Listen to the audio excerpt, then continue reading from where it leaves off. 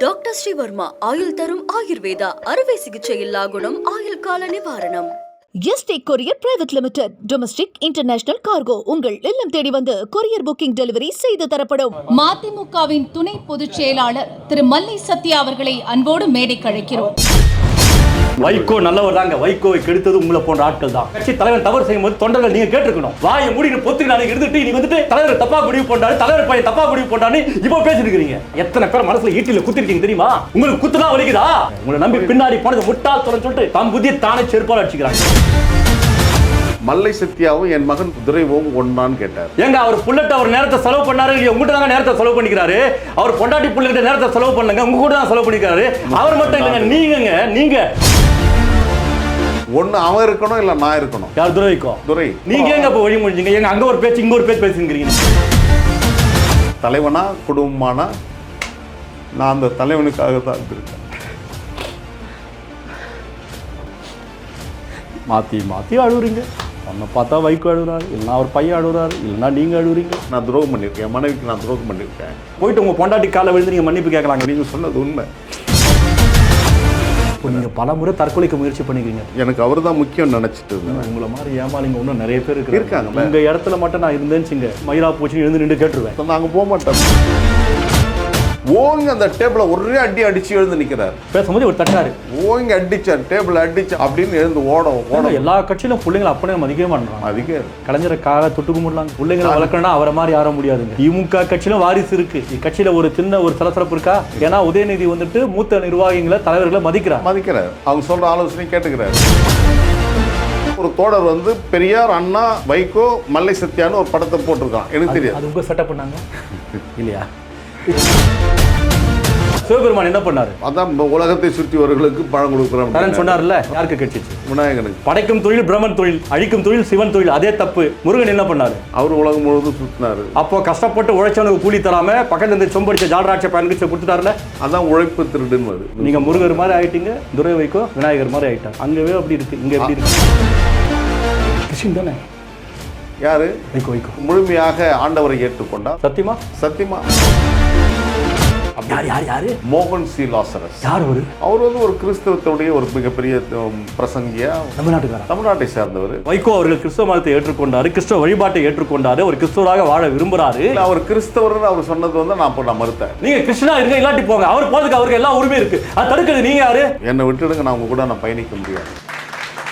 மகிழ்ச்சி தளமும் இந்த மாலை வேளையில் பாசிச இஸ்தாலிக்கு எதிராக ஒரு மிகப்பெரிய வர்க்க போராட்டத்தை மேற்கொண்ட பாலைவன சிங்கம் என்று ஆராதிக்கப்பட்ட உமர் முக்தாருடைய பெயரை தாங்கி இருக்கின்ற, இன்றைக்கு ஊடகத்தினுடைய மனசாட்சியாக ஒரு சிறப்பான களமாடி கொண்டு வருகின்ற என் இனிய சகோதரர், பெருமதிப்புக்கும் பேரும்புக்குரிய முக்தார் அவர்களே, பங்கேற்று சிறப்பித்திருக்கின்ற எஸ்டிவி கட்சியுடைய மாநில தலைவர் கண்ணியத்திற்குரிய நெல்லை முபாரக் அவர்களே, நேற்றை மாலை பொழுதில் இதே வேளையில் திராவிட விடுதலை கழகத்தின் சார்பில் ஒருங்கிணைத்த கட்டுநாயக்கா வரலாற்று காவிய புத்தகத்தை வெளியிடுகின்ற அந்த நிகழ்ச்சியில் என்னுடன் பங்கேற்று பணியாற்றிய இனமான இயக்குனர் அமீர் அவர்களே, பங்கேற்று சிறப்பித்திருக்கின்ற அன்பிற்கினிய அண்ணன் ஆர் தமிழ்ச்செல்வன் அவர்களே, அரபியன் உணவகத்துடைய உரிமையாளர் அன்பிற்கினிய அண்ணன் நபீல் அவர்களே, அன்பிற்கினிய சகோதரி வீரலட்சுமி அவர்களே, பங்கேற்று சிறப்பித்திருக்கின்ற சுபாஷ் அவர்களே, ஈமான் அண்ணாச்சி உள்ளிட்ட பங்கேற்று சிறப்பித்திருக்கின்ற அனைத்து பெருமக்களுக்கும் முதற்கண் வணக்கத்தையும் வாழ்த்துக்களையும் உரித்தாக்குகின்றேன். இந்த நாள் என்பது மக்கள் ஜனாதிபதி ஐயா அப்துல் கலாமை நினைவு கூறுகின்ற நாள். கனவு காண சொன்ன அந்த திருமகனுடைய நினைவு நாள் என்று இந்தியாவுடைய மதச்சார்பனையை ஒற்றை வரையில் உலகத்திற்கு உணர்த்திய அந்த மாபெரும் தலைவன். இதை போன்ற விழாவில் அவரை உரையாற்ற அழைத்த போது, விழாவின் துவக்கமாக குத்துவிளக்கை ஏற்ற சொன்ன போது, அவர் அந்த குத்துவிளக்கை ஏற்றிவிட்டு உரையாற்ற வருகின்ற போது சொன்னார், எரிந்து கொண்டிருக்கின்ற குத்துவிளக்கு இந்துக்களுடைய அடையாளம், என்னிடம் கொடுக்கப்பட்ட அந்த மெழுகுவர்த்தி கிறிஸ்தவருடைய அடையாளம், ஏற்றிய நான் இஸ்லாமியன், இதுதான் இந்தியாவுடைய மதச்சார்பு என்பதை ஒற்றை வரியில் உலகத்திற்கு உணர்த்திய ஆகபெரும் தலைவனுடைய நினைவு நாள் இன்று. அந்த நாளில் இந்த நிகழ்வை அழகாக வடிவமைத்திருக்கிறார். தமிழ் சமூகத்துடைய ஆக சிறந்த ஆளுமைகள், தமிழ் சமூகத்தின் எண்ணங்களை பிரதிபலிக்கின்ற ஊடகவியலாளர்கள் அண்ணன் தமிழா பாண்டியன் உள்ளிட்ட இனிய தோழமைகள் பங்கேற்றுக்கின்ற நிகழ்வு. 32 ஆண்டுகால அறம் சார்ந்த அரசியலில் இந்த மாதம் 9ஆம் தேதி ஒரு கரும்புள்ளியாக நான் துரோகி என்று எந்த இயக்கத்தில் நான் வெளிப்படைத்தன்மையோடு இயக்கத்தோடு பணியாற்றினோ அந்த இயக்கத்தின் தலைமையால் நான் ஒரு கடுமையான விமர்சனத்திற்கு உள்ளாக்கப்பட்ட போது ஏறக்குறைய ஒரு 4-5 நாட்கள் நான் அமைதியாக என் வீட்டில் நான் அமர்ந்தேன். 32 ஆண்டுகளில் நான் ஒன்றும் சட்டமன்ற உறுப்பினரோ நாடாளுமன்ற உறுப்பினராகவோ அல்லது அமைச்சர் பொறுப்பையோ பெற்றவன் அல்ல. ஆனால் அறம் சார்ந்த அரசியலில் மக்கள் போராட்டங்களில் வீதிக்கு வந்து நான் களத்தில் நின்றவன். ஏறக்குறைய 32 வழக்குகளை சந்தித்தவன். 25 வழக்குகள் மாண்புமிகு தமிழ்நாடு முதலமைச்சராக தளபதி அவர்கள் பொறுப்பேற்றதற்கு பின்னால் அது ரத்து செய்யப்பட்ட போது 7 வழக்குகள் நிலுவையில் இருந்தது.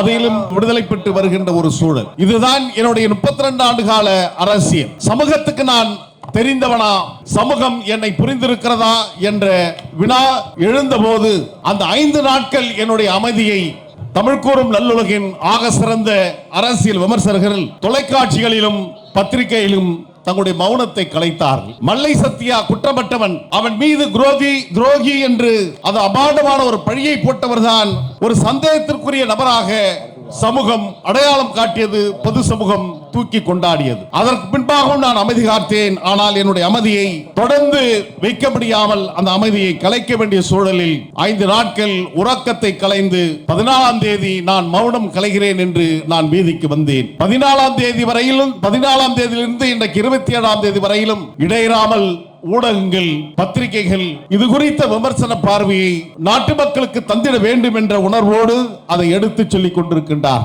எனவே தமிழக அரசியலில் ஒரு உண்மையாக வெளிப்படைத்தன்மையோடு எந்த எதிர்பார்ப்பும் இல்லாமல் பணியாற்றினால் இந்த சமூகம் உன்னை கண்காணித்துக் கொண்டு வருகிறது என்பதற்கு சாட்சிதான் அந்த 5 நாட்கள் எனக்காக பொது சமூகம் பேசியது என்பதை என்னால் நான் உணர்ந்து கொள்ள முடிந்தது.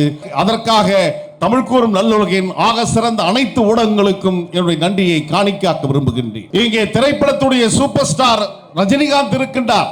நாடாளுமன்றத்துடைய சூப்பர் ஸ்டார் எண்ணரும் தலைவர் வைகோ இன்றைக்கும் நேற்றை முன்தினம் தான் ஓய்வு பெற்று வந்திருக்கிறார். ஊடகத்துடைய சூப்பர் ஸ்டாராக நம்முடைய இனிய தோழமை முக்தார் அவர்கள் இருக்கின்றார். ஒரு ஊடகத்தின் அறம் என்பது மக்களுக்கு பக்கமாக இருக்க வேண்டும், மக்களுடைய மனசாட்சியை பிரதிபலிப்பதாக இருக்க வேண்டும். எண்ணற்ற ஊடகங்கள் தமிழ்நாட்டில் இருக்கிறது, உலகம் முழுவதும் இருக்கிறது. இந்த ஊடகங்கள் இருவேறு நிலையில் நின்று கொண்டிருக்கிறது. ஒன்று பொழுதுபோக்குக்கான ஊடகங்களாக இருக்கிறது. ஒரு சில ஊடகங்கள் மட்டும்தான் விதிவிலக்காக சமுதாயத்தின் பழுதுபார்க்கின்ற ஊடகங்களாக இருக்கிறது. அந்த சமுதாயத்தை பழுதுபார்க்கின்ற களத்தில் நம்முடைய முக்தார் வெற்றி கொடியை நாட்டி வருகிறார் என்பதுதான் நம் இதயத்தில் ஏந்த வேண்டிய செய்தியாக இருக்கிறது. கடந்த வாரம் அவரையும் என்னை அவர் நேர்காணல் கண்டார். முக்தார் வருகிறார் என்ற போது முக்தாருடன் என்னுடைய செவ்வி அமைய போகிறது என்று சொன்ன உடனே நிறைய எச்சரிக்கைகள், நிறைய அறிவுரைகள், மாட்டிக்கொள்ள வேண்டாம், முடிந்தவரும் தவிருங்கள் என்று சொன்னார். நண்பர்கள் சொன்னதற்கு பின்னாலும் அவர் முன்னால் நான் அமர்ந்தேன். வெற்றி யாருக்கு என்பது திரையில் தான் பார்க்க வேண்டும் என்பதை போன்று ஊடகத்தில் என்னுடைய அந்த விவாதத்தினுடைய வெற்றி என்பது அது என்றைக்கு மக்கள் மத்தியில் வெளிவருகிறதோ அன்றைக்குதான் நீங்கள் தீர்ப்பெழுத வேண்டும் என்ற விருப்பத்தை நான் சொல்ல விரும்புகிறேன். முக்தார் உரையை துவங்குகின்ற போது, கேள்விகளை தொடக்கின்ற போது அது வார்த்தைகளின் படையெடுப்போ வாதங்களின் புது தீர்ப்போ என்று எண்ணுகின்ற விதத்தில் தான் வார்த்தைகள் சரஞ்சரமாக என்னை நோக்கி வந்து கொண்டே இருந்தது. ஆனால் 32 ஆண்டு கால இந்த அரசியல் பொது வாழ்க்கையில் என்னை ஆளாக்கிய அன்பு தலைவர் வைகோ அவர்கள் ஒரு போராட்டக்காரராகவே என்னை உருவாக்கி தந்திருக்கிறார். போராட்டக்காரராகவே என்னை சித்தரித்திருக்கிறார், என்னை வடிவமைத்திருக்கிறார். எனவே இந்த போராட்ட களங்களில் நான் எப்படி நிற்க வேண்டும் என்பதையும் நான் பயிற்சி பெற்றிருக்கின்ற காரணத்தினால் முக்தார் அவருடைய கேள்விகளை எளிதாக எதிர்கொண்டேன் என்பதுதான் நான் அறிந்த உளவியலாக இருக்கிறது. எனவே முக்தார் அவர்கள் தொடர்ந்து தன்னுடைய பயணத்தில் வெற்றி கொடியை நாட்டிட வேண்டும். எந்த அரசு ஒருவன் மீது இவன் துரோகி என்று சொல்லுகிறதோ, எந்த அரசு இவன் தீவிரவாதி என்று சொல்லுகிறதோ, அவன்தான் அந்த மண்ணினுடைய உண்மையான போராளியாக இருக்க முடியும். அடுக்கடுக்கான வழக்குகளை சந்தித்திருக்கின்ற மை இந்தியா ஊடகம் தமிழகத்தினுடைய சிறந்த ஊடகமாக இருக்கிறது என்பது சாட்சிதான். உங்கள் மீது போடப்பட்டிருக்கின்ற அத்தனை வழக்குகள் என்பதையும் நாம் மறந்துவிடக் கூடாது. வழக்குகளை எதிர்கொள்ளுங்கள், அது உங்களுக்கு ஆரமாக விளங்கும். உங்களுடைய பொது வாழ்க்கையில் அல்லது உங்களுடைய ஊடக வாழ்க்கையில் அது மின்னும் ஜொலிக்கின்ற நட்சத்திரங்களாக விளங்கும் என்பதையும் இந்த நேரத்தில் நான் பதிவு செய்ய விரும்புகிறேன். எனவே முக்தார் அவர்களும் எடுக்கின்ற அந்த முடிவுகள் தமிழ் கூறும் நல்லுலகின் சிறந்த படைப்புகளாக அமையட்டும் என்ற என்னுடைய வாழ்த்துதலை உரித்தாக்கி அண்ணன் திருமாவர்கள் வருவதற்கு முன்பாக நான் விடைபெற விரும்புகிறேன். காரணம், நான் அண்ணன் திருமாவுடன் ஒருவேளை மேடையை பகிர்ந்து கொண்டால் இன்றைக்கு இருக்கின்ற சூழலில், அரசியல் சூழலில் பல்வேறு வினாக்கள், பல்வேறு யூகங்கள் வந்து கொண்டே இருக்கும். எனவே அவரை பாதுகாப்பதற்காக நான் விடைபெற விரும்புகிறேன் என்பதுதான் இங்கே பொருளாக இருக்கிறது. நீ எதிர்ப்பவர் யார் தெரியுமா என்ற கேள்வி எழுகிறது. நீ எதிர்த்து நிற்பவர் யார் என்ற கேள்வி எழுகிறது. அவரை உன்னால் வெற்றி கொள்ள முடியுமா என்ற கேள்வி இயல்பாகவே இயற்கையாகவே எழுந்து நிற்கிறது. நான் அவரை எதிர்க்கவில்லை, அவரை வெற்றி கொள்ள வேண்டும் என்ற எண்ணமும் எனக்கு இல்லை. அவரிடம் நான் தோற்று போகவே நான் களத்தில் நிற்கின்றேன். 4 ஆண்டுகள் என்னை எதிர்த்து வியூகங்களை வகுத்தார்கள், ஆனால் வெற்றி பெற முடியவில்லை. ஆனால் இப்பொழுது என் தலைவனை முன்னிறுத்துகிறார்கள். நான் தோல்வியை தழுவிக்கொண்டு நான் வீட்டுக்கு சென்று கொண்டிருக்கிறேன். நாட்டு மக்கள் என்னை கைவிடவில்லை என்பது அதற்கு சாட்சியாக இருக்கு. எனவே இந்த காலகட்டத்தில் இந்த 15 நாட்களில் என் பின்னால் இருந்து யார் இயக்குகிறார்கள், எப்படி இவனால் முடிகிறது என்ற கேள்விகள் விசுவரம் எடுத்திருக்கின்ற காலகட்டத்தில் என் அண்ணன் அறம் சார்ந்த அரசியலை முன்னெடுத்து செல்கின்ற அண்ணன் தலைவர் தொல் திருமா மீது அந்த களங்கம் வந்துவிடக் கூடாது என்பதற்காகத்தான் முன்னெச்சரிக்கையோடு நான் இந்த அரங்கத்திலிருந்து விடைபெற விரும்புகிறேன். அனுகூர்ந்து அனுமதி தாருங்கள் என்ற அன்பான வேண்டுகோளை வைத்து என்னுடன் பங்கேற்றிருக்கின்ற இந்த நெருப்பாட்டில் நீந்தி வருகின்ற என்னை கரை சேர்ப்பதற்காக இந்த பகுதியில் என்னுடன் களமாடிக் கொண்டிருக்கின்ற அண்ணன் அரசு பிரபாகரன், அன்பு சோக குட்டி என்கின்ற வெங்கடேசன், அன்பிற்கின்ற அண்ணாமலை, ஏழுமலை போன்ற தோழர்களுக்கு நன்றி கூறுகின்றேன். என் பக்கம் நியாயத்தை தொடர்ந்து வலியுறுத்தி கொண்டிருக்கின்ற அனைத்து ஊடகங்களுக்கும் என்னுடைய நன்றியை காணிக்காக்கி இடம் சார்கின்றேன்.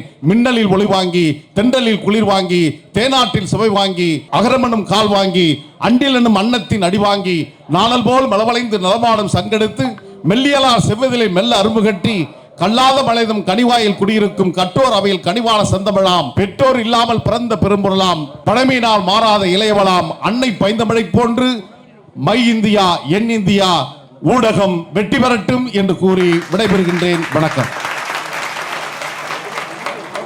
என்றும் உங்களுடன் மை இந்தியா. முக்கிய செய்திகளை உடனுக்குடன் தெரிந்து கொள்ள சப்ஸ்கிரைப் பண்ணுங்க, பெல் பட்டனை பிரஸ் பண்ணுங்க. என்றும் உங்களுடன் மை இந்தியா. டாக்டர் ஸ்ரீவர்மா ஆயுள் தரும் ஆயுர்வேதா அறுவை சிகிச்சை இல்லா குணம் ஆயுள் கால நிவாரணம். Yesterday courier private limited domestic international cargo உங்கள் இல்லம் தேடி வந்து கொரியர் புக்கிங் டெலிவரி செய்து தரப்படும்.